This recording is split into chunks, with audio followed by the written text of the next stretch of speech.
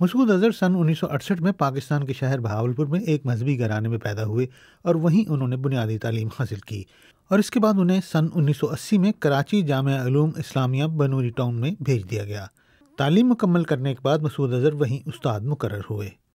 سن 1989 میں مسعود اظہر افغانستان گئے، جہاں انہوں نے 40 روزہ تربیت حاصل کی اور مستقل جہاد میں رہنے کا عزم کیا۔ بھارتی تحقیقاتی ادارے CBI کو تفتیش کے دوران دیے گئے ایک بیان میں مولانا مسعود اظہر نے بتایا تھا کہ حرکت المجاہدین میں شمولیت کے بعد انہیں عسکری تربیت کے لیے افغانستان بھیج دیا گیا تھا، تاہم کمزور جسامت کی وجہ سے وہ 40 روزہ لازمی کورس مکمل نہ کر سکے۔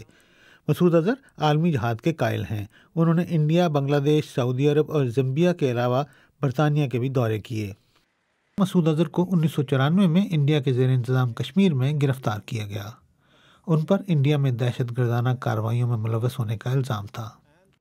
CBI کو دیے گئے بیان میں مولانا مسعود اظہر نے بتایا تھا کہ انہیں انڈیا اس لیے بھیجا گیا تھا تاکہ زمینی حقائق کا جائزہ لیں۔ مسعود اظہر کا نام عالمی افق پر اس وقت ابھرا جب کشمیر میں سن 1995 میں 6 غیر ملکیوں کو اغوا کیا گیا۔ اغوا کار گروپ نے اپنا نام الفاران بتایا اور مسعود کی رہائی کا مطالبہ کیا، جسے انڈین حکومت نے تسلیم کرنے سے انکار کر دیا۔ اس کے بعد 24 دسمبر 1999 کو کھٹمنڈو سے دلی جانے والے انڈین ایئر لائن کے طیارے کو اغوا کر لیا گیا۔ اس طیارے کو قندھار میں اتارا گیا، جہاں طالبان کی حکومت تھی۔ ہائی جیکروں نے طیارے میں سوار 155 مسافروں کی رہائی کے بدلے مولانا مسعود اظہر کی رہائی کا مطالبہ کیا، اور طویل مذاکرات کے بعد مولانا مسعود اظہر کے ساتھ عمر سعید شیخ اور ایک کشمیری شدت پسند مشتاق زرگر کو رہائی ملی۔ انڈیا میں گرفتاری سے قبل مولانا مسعود حرکت المجاہدین میں شامل تھے۔ انہوں نے رہائی کے بعد کراچی میں جیش محمد کے قیام کا اعلان کیا۔ انڈیا کے زیر انتظام کشمیر کے دارالحکومت سری نگر میں بادامی باغ کے قریب فوجی ہیڈ کوارٹر پر 19 اپریل سن 2000 میں کار خودکش بم حملہ ہوا۔ تحریک کشمیر کی تاریخ میں یہ پہلا خودکش حملہ تھا۔ انڈین حکام نے اس کا ذمہ دار جیش محمد کو قرار دیا۔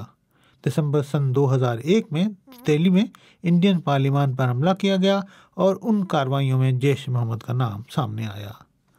اس کے بعد کئی برس تک جیش محمد پر کوئی الزام نہیں آیا، تاہم سن 2016 میں پٹھان کوٹ ایئر بیس پر حملے کے بعد اس تنظیم کا نام دوبارہ سامنے آیا۔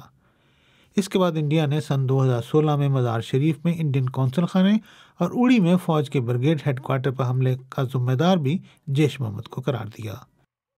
اس کے بعد پلوامہ میں خودکش حملے کے بعد دوبارہ جیش محمد اور مسعود اظہر کا نام سامنے آنے لگا۔